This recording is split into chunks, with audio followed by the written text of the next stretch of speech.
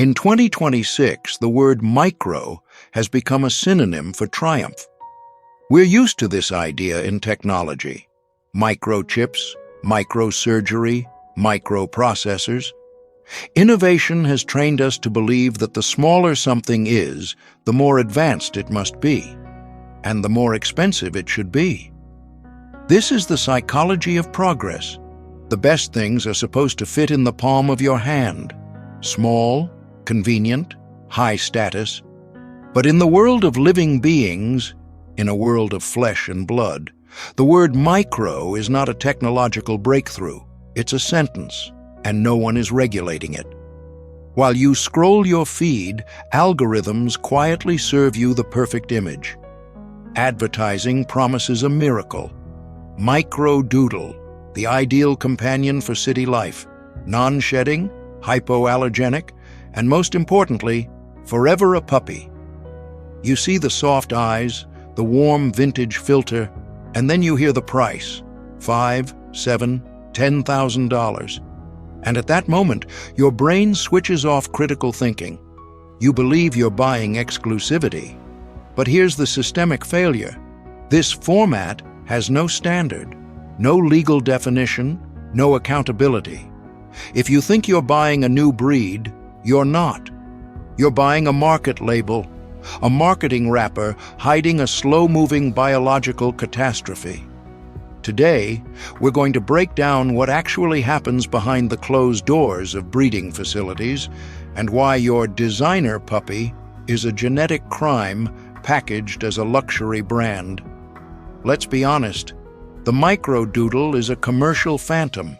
It isn't recognized by a single official canine organization in the world. It doesn't exist for science, but it exists for the market.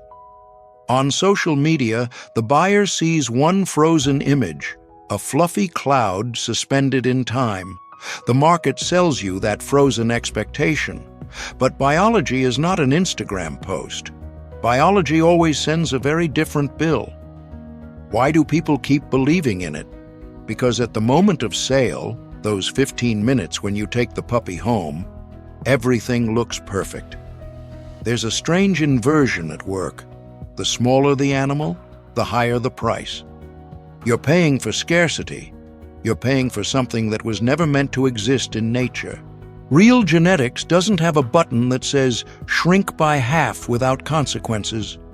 To create micro, breeders use extreme selection. This is not scientists in white coats. It's elimination. The weakest, most underdeveloped puppies in a litter are bred with other equally small and fragile dogs. Entire lifelines are compressed to the breaking point.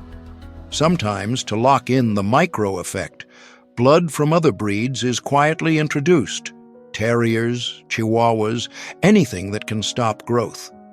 Historically, creating a stable, healthy breed took centuries. Centuries of observation, selection, and control. But the market of 2026 doesn't want to wait decades. It wants a product now. Demand overtook evolution at the turn. Words like micro, teacup, and pocket appear in listings faster than these puppies' internal organs can fully develop. This isn't cynology. It's an aggressive response to urban demand. Your downtown apartment, your business class seat on a plane, your favorite cafe, your smartphone's front-facing camera. These are the forces dictating the size of these dogs. The dog has stopped being an animal. It has become an interior object, convenient, compact, and disposable. You hold him in your hands. He weighs less than a kilogram. You don't know who his mother was. You've never seen the conditions he was born into, often dark basement cages hidden from inspectors. You have no idea what's encoded in his DNA. On the paper the seller gave you, it says premium. In reality, what you're holding is a biological time bomb. By the mid-2000s, accessible DNA testing changed everything. Owners, faced with the first illnesses of their micro-companions, started searching for answers in laboratories. And the data we're seeing today is deeply unsettling. There's a metric called COI, the coefficient of inbreeding. It's a cold, mathematical number that measures how closely related the parents are. When you try to create a micro version within a narrow gene pool, genetics becomes a dead end. Relatives breed with relatives. Defects stack on top of defects. The higher the COI, the shorter and more painful the life. This isn't theory, it's veterinary statistics. What does this mean in real life? Sudden cardiac arrest at 2 or 3 years old, when a dog should be at their peak. Pathological bone fragility. A jump off the couch can end in a displaced fracture. But the most disturbing condition is something called cramped skull syndrome. Imagine this. The dog's brain is programmed to grow to a certain size, but the skull bones stop developing too early due to artificial dwarfism. The brain is literally trapped, pulsing inside a skull that's too small to hold it.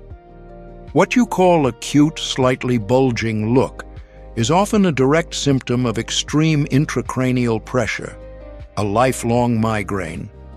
Your perfect micro-puppy is not science winning over nature. It's the side effect of endocrine collapse and genetic exhaustion, and that collapse was sold to you as an exclusive format. For years, marketing told us, hybrids are healthier than purebred dogs because they mix bloodlines. But the data of 2026 is unforgiving. The risks don't disappear. They mutate and accumulate.